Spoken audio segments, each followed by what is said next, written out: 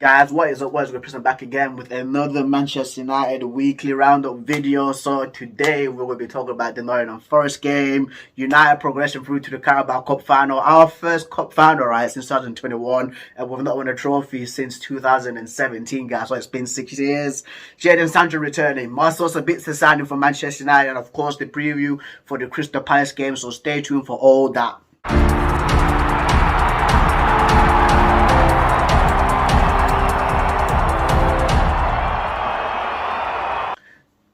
As the usual, guys, I will try to gloss over this Nottingham Forest game as quickly as possible because I did a full match reaction yesterday. So if you want a full match reaction, please go check it out because it is in my channel. So Manchester United beat Nottingham Forest 2-0 in the Carabao Cup semi-finals, 5-0 on aggregate, and then we, of course, progressed through to the final. February 27th, we'll play against Newcastle.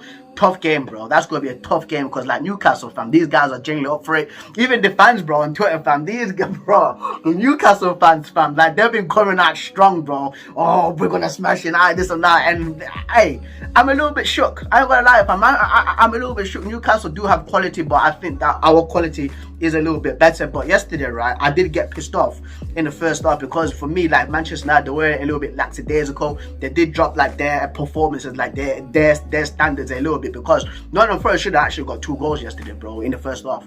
They genuinely should have, bro. So these guys, man, they need to kick it up, fam. They genuinely need to kick it up, right? And I'm happy that Jadon Sancho's actually come back, because Jadon Sancho, for us, he's like a brand new signing. He's genuinely like a brand new signing, bro, because the thing is, too, I like Ten Hag yesterday, Ten Heisenberg, fam. Man's moving like Walter White, fam.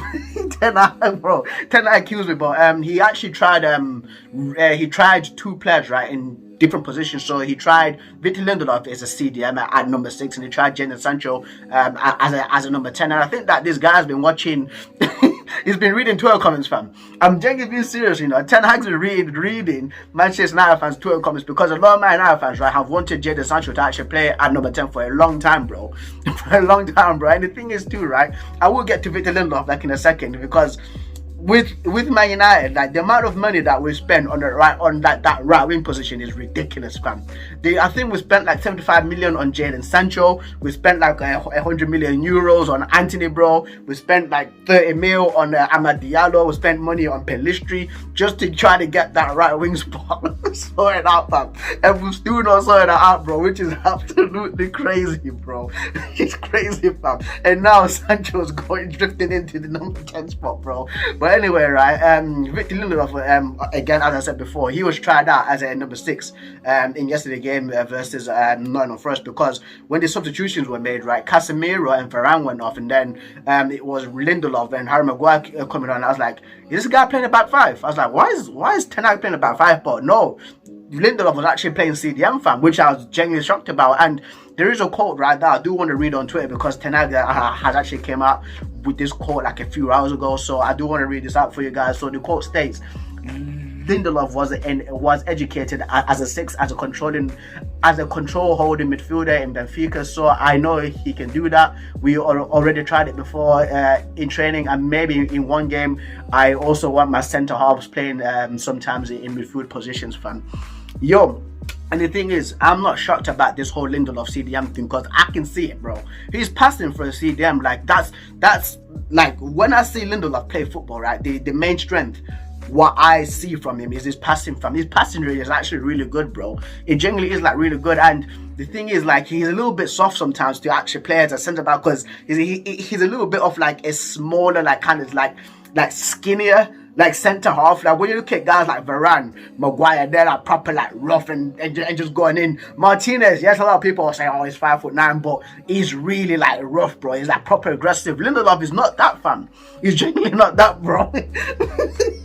I'm being serious, bro. Am I wrong, guys? Comment down below. But for me, right, I see what Ten Hag is actually trying to say, because he wants more of his players, right, technically good on the ball. And when you see like the player that is brought in, the player that is brought in now too, with Marcel Sabitzer, fam, the guy that he wants as his main striker, Anthony Martial. Bro, Anthony Martial is so techy, right, but the guy just needs to stay fit. But anyway, it's a bit, bruv. Man like SABITZER. Christian Eriksen is out for 3 months. He's out, I think, until May, right? And Manchester United bring in Marcel SABITZER, bro. I was going crazy over this, bro. I was going nuts, fam. Because I was coming back from... Where's I coming back from? I was coming back from somewhere. Where's that coming from? Oh, I was putting petrol right in my car because I had to travel to Stratford like the next day, right? And bro, I was in the lift and I see like Manchester United are talking to Hossein Aouar and SABITZER. I was like, huh? What? And I'm just there like punching in and like, come on, please. I run into my friend. I'm like, we need to sign SABITZER, fam. We need him, bro. Like, of all players, right, I would have not thought of Marcel Sabitzer, bro. I genuinely would have not thought of Marcel Sabitzer, fam. Like, what a perfect replacement for Eriksen that is. It genuinely is, and there's people online, right? Oh, Man United fans are pretending that they know what Marcel Sabitzer now. Bro, he literally played against us for like 2 years ago in the Champions League when he was playing for Leipzig, fam. How can people not know about Marcel Sabitzer, bro? That's what was killing me the most, bro. Cause like I was like, why are people like do not know this guy, fam? Especially United fans. Like, we slapped Leipzig 5-0, right? And they beat us 3-1 in the reverse fixture in the group stages, because we had like Leipzig, we had PSG, and we had Istanbul Basaksehir here. And people have short memories, fam. Like, how can you not know about Marcel Sabitzer? And for me, right, when I look at his stats as well, because like his stats compared to Eriksen, like he's a little bit off an engine more than Eriksen, because Eriksen, right, around like the 60th minute, this guy always like starts like going down, fam. Like for me, that's one of my main gripes with Christian Eriksen, because the longer the game like goes on, like the more like the game bypasses him, bro, and he's not as physical. But Marcel Sabitzer, bro, like these are his stats, right? So passes per game, right? Christian Eriksen has 55, while Marcel Sabitzer has 65. Passing accuracy, Christian Eriksen has 82%, while Marcel Sabitzer has 84%. Final third passes, right? Christian Eriksen has 20, Marcel Sabitzer has 20. Chances created per game, Christian Eriksen has 2, Marcel Sabitzer has 1, and then touches per game, Christian Eriksen has 71, Marcel Sabitzer has 83, fam. And it's such a bro, like it's such a Ten Hag signing, fam. It's so on the dot, bro. Like I was really happy about this, bro. Like I was genuinely gassed, because like Marcel Sabitzer is this, bro, on the ball, he's sick. Even like his long range shooting, like when you look at the volley he scored a few years back, right, for Leipzig, the long range screamer that he scored for Leipzig as well. I'm forgetting what team it was, but it was in the Bundesliga, bro. Like it was so.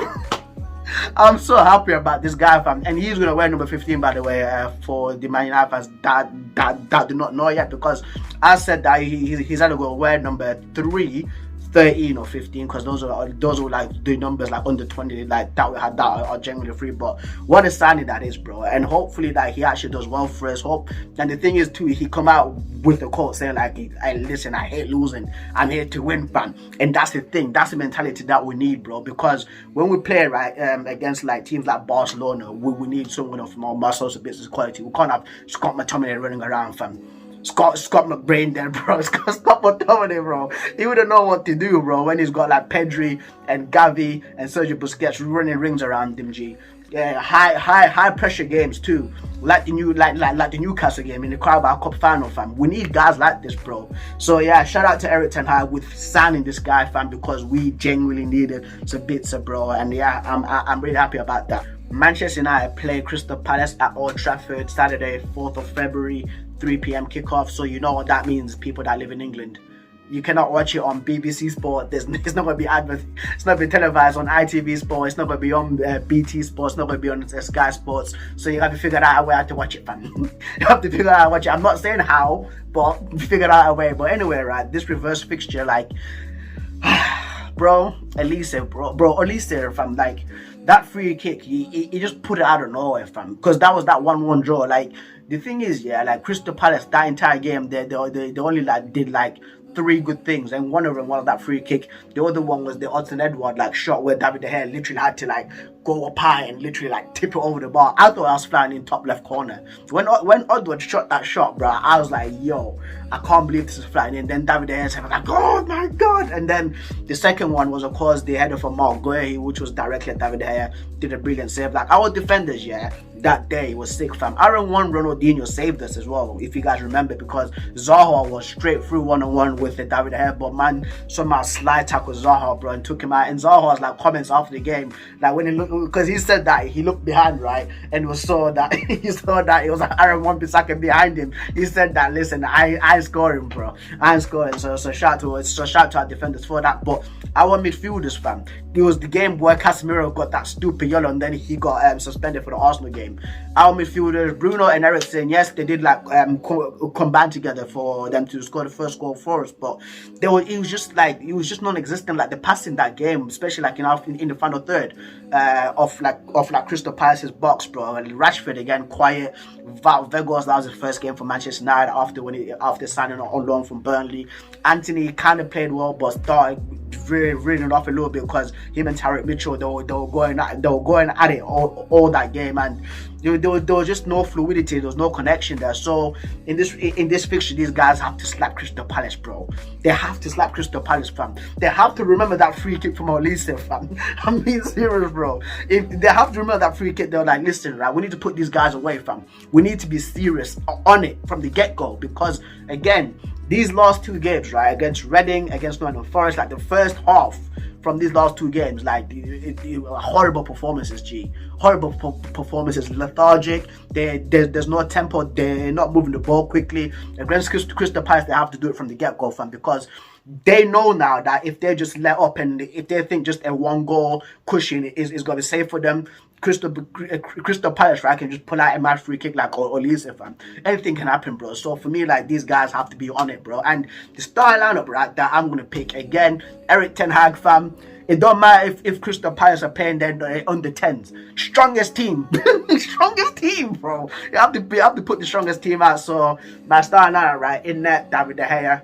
Right back, Aaron Ronaldinho, fam, because Dalo's not here, and I don't know where Wan-Bissaka's gone. We've got Aaron Ronaldinho. Our two centre backs, Rafa Varane and Lisandro Martinez. Oh, Rafa Varane, by the way, he's retired from international football, so shout out to him. What a career he's had in international football, fam. What a career, bro. So yeah, Rafa Varane and Lisandro Martinez as my two centre back pairing.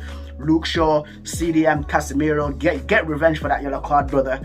The other two midfielders, Marcel Sabitzer has to start. I'm not putting Fred there because Fred, all he's going to do is just run like a headless chicken. Scott McTominay, no way. Bruno Fernandes, that's my three midfielders: Casemiro, Sabitzer, and Fernandes. And then my three attackers, right? Rashford on the left, Anthony Martial striker, and Anthony, bro. And then put Jadon Sancho in like at halftime too, or maybe like during the end of the game. But these guys have to go up for it, fam. And I'm predicting a 3-1 win. 3-1 win for Man United. But anyway, guys, that's been another Manchester United weekly roundup video. And yes, I have seen the news, the breaking. My voice broke there, the breaking. But yes, seriousness. But I've seen the breaking news, right? That the Manchester Metropolitan Police have dropped charges against Mason Greenwood. I don't know the full details. That's why, like, I'm not even gonna even give like my opinion here. So if you do want to talk about it more in detail, because again, it is like a sensitive subject, right? DM me on Instagram. I'm free to talk about it no matter what. You guys, like the people here are like, I consider you as my friends. So yeah, we can generally talk about it. But like, there's so many people online on Twitter that have turned suddenly like into Sherlock Holmes and like and like Poirot, the guy from the murder, the Orient Express murder, like the detective guy, fam. So that's why for me, I don't want to talk about that right now because it's still sensitive information, right? And the thing is, too, Manchester United, they are holding their own like investigation about this too. So yeah, there's so much more to this. So there's so much more. Anyway, I'm signing out, guys. Keep it real. Peace. ¡Vamos! ¡Vamos! ¡Vamos!